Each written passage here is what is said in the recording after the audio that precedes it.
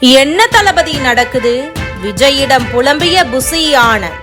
முதல் ஓவரிலேயே முடியாமல் திணறிய விஜய். தமிழ் சினிமா துறையில் அதிக சம்பளம் பெறும் நடிகராகவும் அதிக ரசிகர்கள் பட்டாளத்தை கொண்ட நடிகராகவும் இருக்கும் விஜய் தமிழக வெற்றிக் கழகம் என்ற அரசியல் கட்சியை அதிகாரப்பூர்வமாக தொடங்கி அதற்கான அனுமதியையும் சட்டப்படி பெற்றதாக நேற்றைய தினம் கட்சியின் அதிகாரப்பூர்வ சமூக வலைதள பக்கத்தில் தெரிவித்திருந்தார். இவர் கட்சியின் பெயரை அறிவித்த பொழுது பல விமர்சனங்கள் மற்றும் கேள்விகளும் முன்வைக்கப்பட்டது.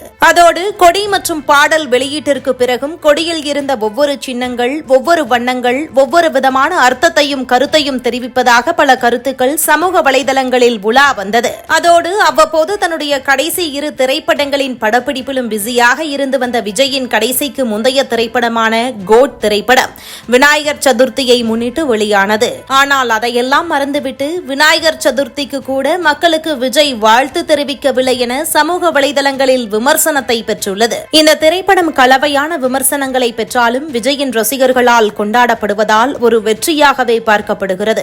இந்த வெற்றியை அப்படியே தன்னுடைய மாநாட்டிற்கு சாதகமாக மாற்ற வேண்டும் என்ற வகையில் வருகிற 23ஆம் தேதி விஜய் விக்கிரவாண்டியில் தன்னுடைய கட்சியின் முதல் மாநாட்டை நடத்த இருப்பதாக செய்திகள் வெளியானது. மாநாட்டிற்கு விக்கிரவாண்டியை தேர்வு செய்வதற்கு பல அழுத்தங்கள் மற்றும் எதிர்ப்புகளை தமிழக வெற்றிக் கழகம் சந்தித்திருப்பதாகவும் ஒரு வழியாக விக்கிரவாண்டியை தேர்வு செய்தாலும் அதற்கான அனுமதியை பெறுவதற்குள் தமிழக வெற்றிக் கழகம் பெறும் திண்டாட்டத்தில் தலை சுற்றியதாகவும் கூறப்படுகிறது.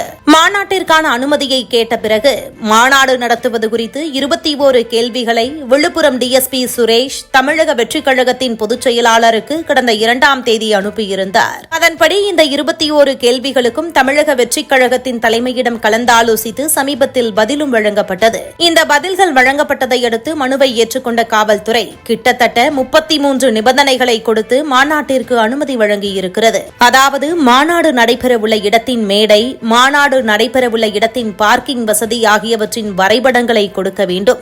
2 மணிக்கு மாநாடு நடைபெறும் என்றால் 1:30 மணிக்குள்ளே மாநாட்டின் பந்தலுக்குள் அனைவரும் வந்துவிட வேண்டும்.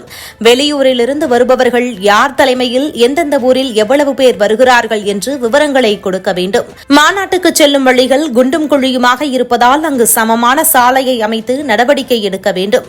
அனைவருக்கும் குடிநீர், உணவு ஏற்பாடு செய்ய வேண்டும். விஜய் வந்து செல்லக்கூடிய வழியிலும் இருபுறமும் தடுப்புச் சுவர்கள் அமைக்க வேண்டும். மாநாடு நடைபெறும் இடத்திற்கு அருகே ரயில் ரோடு மற்றும் 6 கிணறுகள் இருப்பதால் அந்த பகுதிகளுக்கு மக்கள் செல்லாதவாறு தடுப்புகளை ஏற்படுத்த வேண்டும். பொதுப்பணித்துறை பொறியாளரிடம் மேடையின் உறுதித்தன்மையை பெற வேண்டும். மாநாட்டில் தீயணைப்பு, மருத்துவம் உள்ளிட்ட வாகனங்களின் அனுமதி பெற்று நிறுத்தப்பட வேண்டும் என்று 33 நிபந்தனைகளை வழங்கியிருக்கிறது காவல்துறை.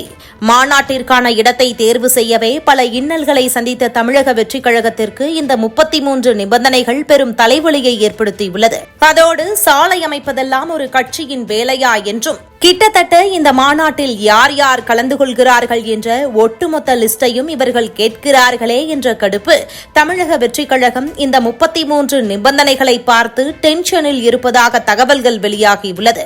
மேலும் இன்று காலை 11 மணியளவில் விஜய் தமிழகம் முழுவதும் உள்ள நிர்வாகிகள் கூட்டத்தை காணொலி காட்சி மூலம் கூட்டியதாகவும் 23ஆம் தேதியன்று குறுகிய காலத்தில் மாநாட்டை நடத்த முடியுமா என எல்லோரிடமும் கேட்டதாகவும் சிறிய தகவல்களை கசிய விடுகின்றனர் தமிழக வெற்றிக் கழக நிர்வாகிகள். மேலும் மாநாட்டை தள்ளி வைக்கலாமா என்று வேறு ஆலோசனை நடந்ததாகவும் சில தகவல்கள் கசிந்திருக்கிறது. இதுபோன்று முக்கிய நிகழ்வுகள், அரசியல் தகவல்களை ஆழமாகவும் மாறுபட்ட கோணத்திலும் அறிந்து கொள்ள மறக்காமல் உங்கள் IND தமிழ் 24/7 பக்கத்தை பின்பற்றிக் கொள்ளவும். உங்கள் ஒவ்வொரு ஆதரவும் இதுபோன்று பல நிகழ்வுகளின் பின்னணியை அறிய உதவும்.